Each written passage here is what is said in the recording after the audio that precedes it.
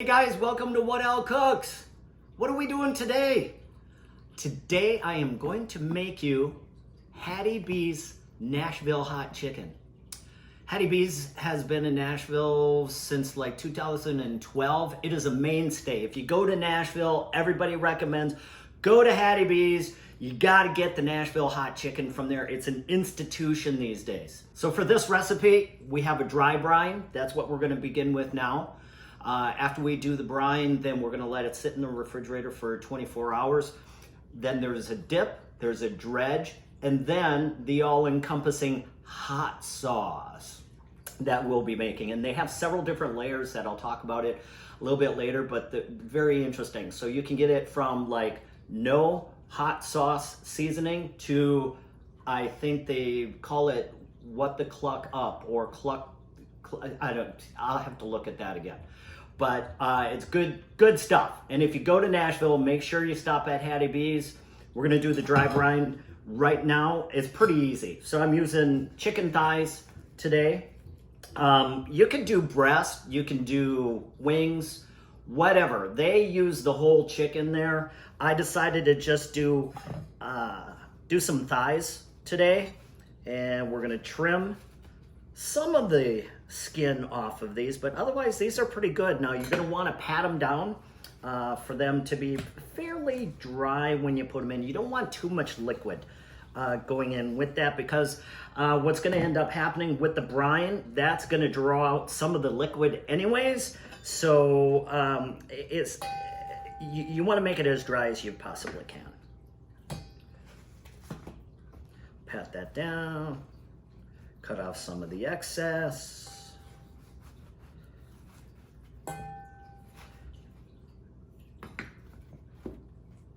All right, I got 4 of these thighs here. Oh, this is gonna be great. It's gonna be awesome. So this is a pretty easy dry brine. It's just kosher salt. I've used about 3 tablespoons of kosher salt here. Might be a little more than we need. And then fresh cracked pepper.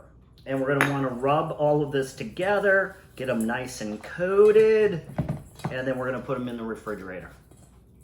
We're gonna let them sit for 24 hours, and then we will make up some hot chicken.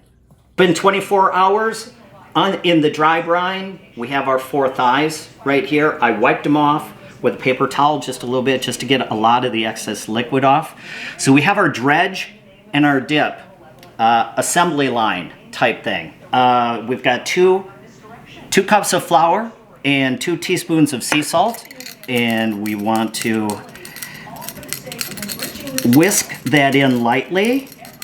And again, that's going to be our dredge, as we call it. And then we've got our dip. So we've got 2 eggs. 2 eggs, 1 cup of whole milk, and some Frank's Red Hot sauce. About 2 tablespoons I used. I stepped it up a notch. Whisk that together. Put that in the next bowl. And that is going to be our dip. So how we process this, pretty easy. But you got to do it twice.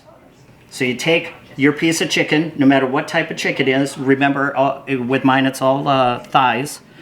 And we put it through the dredge. Shake it off a little bit. And then we dip it. And I've got my wet hand and my dry hand. Once we dip it in, we dredge it again.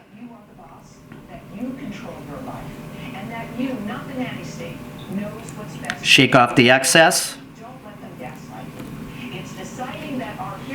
Put it onto a plate, and then when we get all of them done, we can start frying it. Bring it over to the fryer.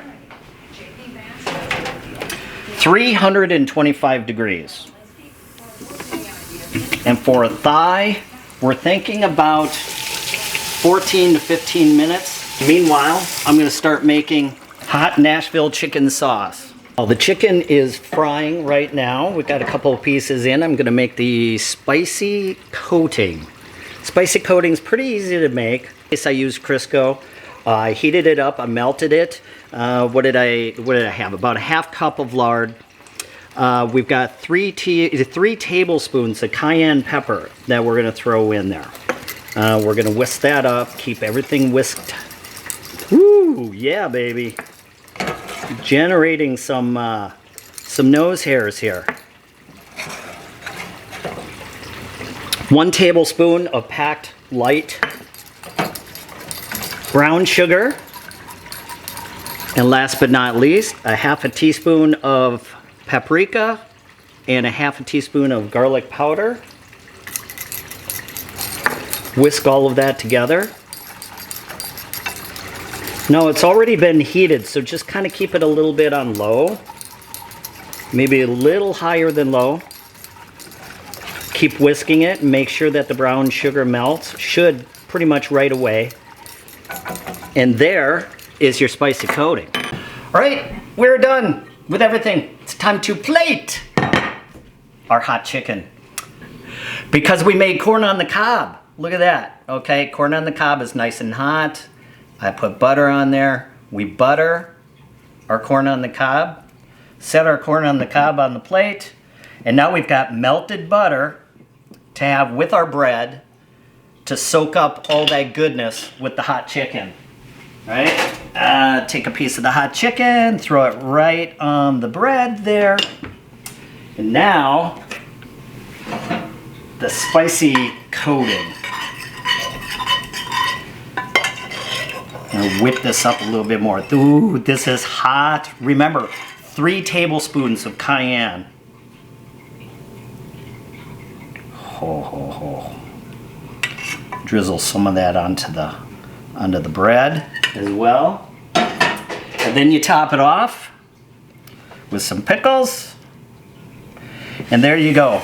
My rendition of Hattie B's Nashville hot chicken. But if you're in Nashville, make sure and try out Hattie B's. But if you can't go to Nashville, here's a good recipe. Please like it. If you like it, like it.